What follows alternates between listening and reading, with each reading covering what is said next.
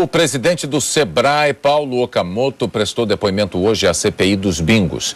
Okamoto é amigo do presidente Lula e foi convocado para explicar a origem do dinheiro usado no pagamento de uma dívida de Lula com o Partido dos Trabalhadores. O presidente do Sebrae, Paulo Okamoto, reafirmou que pagou do próprio bolso uma dívida do presidente Lula com o PT, que em dezembro de 2002 era de R$ 29.400. A dívida se referia a gastos de Lula quando ele foi presidente de honra do partido, viagens ao exterior dele e de Dona Marisa, adiantamentos para Lula e pagamentos de assistência médica. Paulo Okamoto era procurador do presidente e disse que soube da dívida quando fez a rescisão do contrato de trabalho de Lula com o PT para que ele assumisse a presidência da República. Okamoto disse que não concordava com a dívida, mas pagou por exigência do então tesoureiro do PT, Delúbio Soares.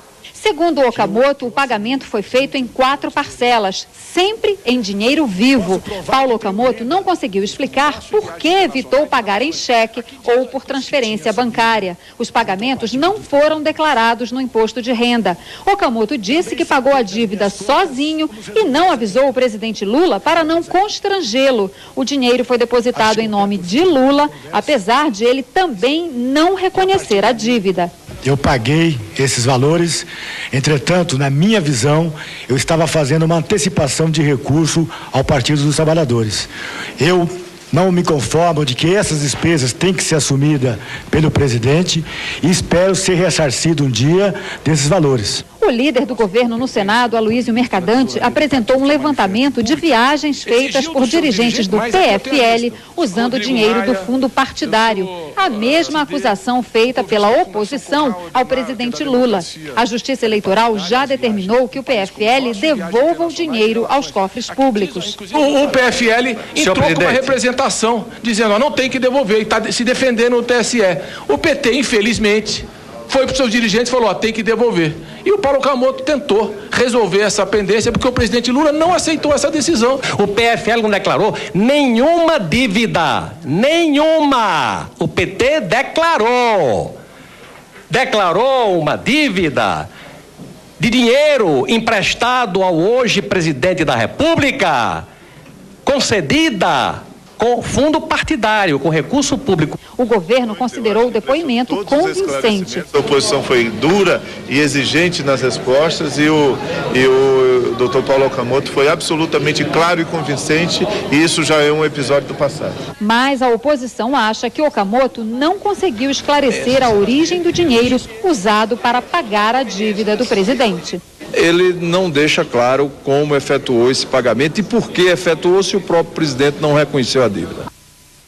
Paulo Okamoto confirmou que no pagamento de uma das parcelas do empréstimo, um contínuo do PT apresentou ao banco uma cópia da carteira de identidade do presidente Lula.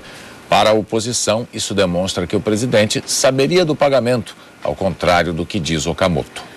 Um relatório parcial divulgado hoje pela CPI dos Correios aponta irregularidades no correio aéreo noturno. O relatório pede o indiciamento de 14 pessoas.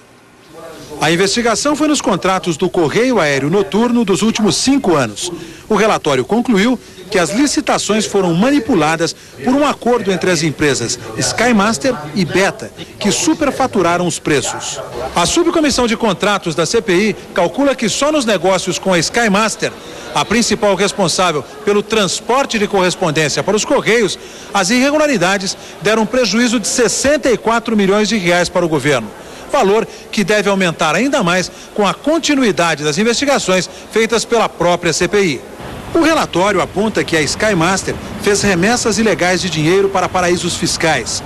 Só no dia em que foi aprovada a CPI dos Correios, foram enviados mais de 4 milhões de reais com a justificativa de quitar o arrendamento de aviões. Também causou desconfiança à CPI os altos saques feitos em dinheiro vivo das contas da empresa.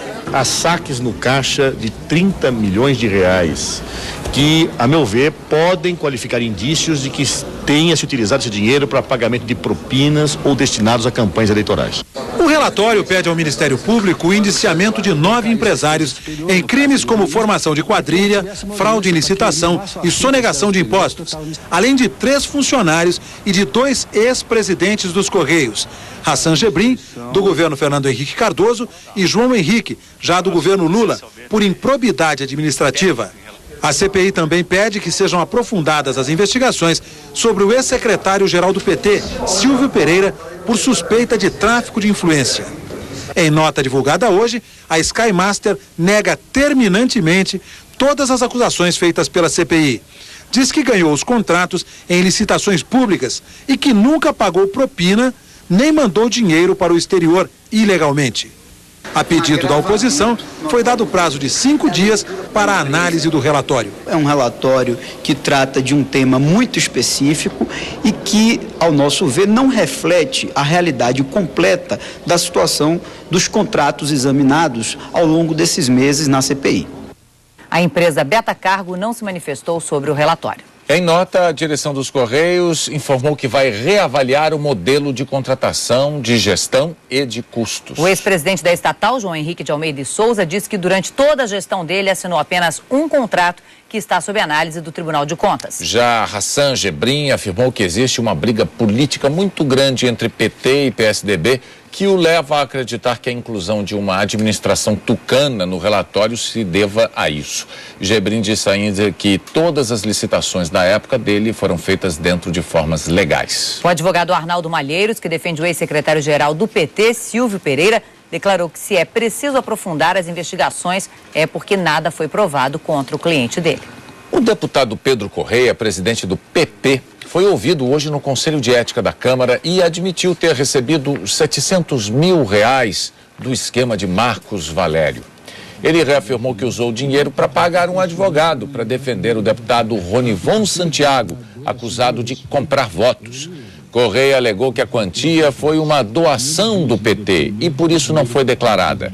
Outro depoimento de hoje foi o do ex-chefe de gabinete da liderança do PP, João Cláudio Genú. Ele confirmou ter sido o autor do saque dos R$700 mil no Banco Rural, depois de receber autorização de Pedro Correia e do líder do PP, José Janeme. A Polícia Federal indiciou 3 petistas do Rio Grande do Sul por crime eleitoral. O ex-presidente do partido no estado, Davi Stival, o ex-tesoureiro Marcelino Pies e o filiado Marcos Trindade foram denunciados por prática de Caixa 2. O PT gaúcho é acusado de ter recebido irregularmente R$1.050.000 do empresário Marcos Valério. A pena pelo crime de omitir ou fazer declaração falsa para fins eleitorais é de até 5 anos de prisão. O Partido dos Trabalhadores nega o uso de Caixa 2 e afirma que o dinheiro recebido foi usado para pagar dívidas do diretório e não para campanhas. O inquérito vai ser encaminhado à Justiça Eleitoral. A votação em plenário do processo de cassação do deputado José Dirceu, do PT de São Paulo, que seria amanhã, foi transferida para quarta-feira da semana que vem. A Comissão de Constituição e Justiça da Câmara aprovou o relatório do deputado Sérgio Miranda, do PDT de Minas Gerais. O deputado entendeu que o processo só poderia ter sido encaminhado à mesa da Câmara depois de análise de todos os recursos pela comissão. Desse jeito, o processo terá que ser encaminhado novamente à mesa, o que exigirá nova leitura e abertura de prazo de 2 sessões para a votação. Veja a seguir, o ministro Antônio Palocci depõe na Câmara. Diz que fica no cargo enquanto o presidente Lula quiser. E o presidente afirma que Palocci está mais firme do que nunca.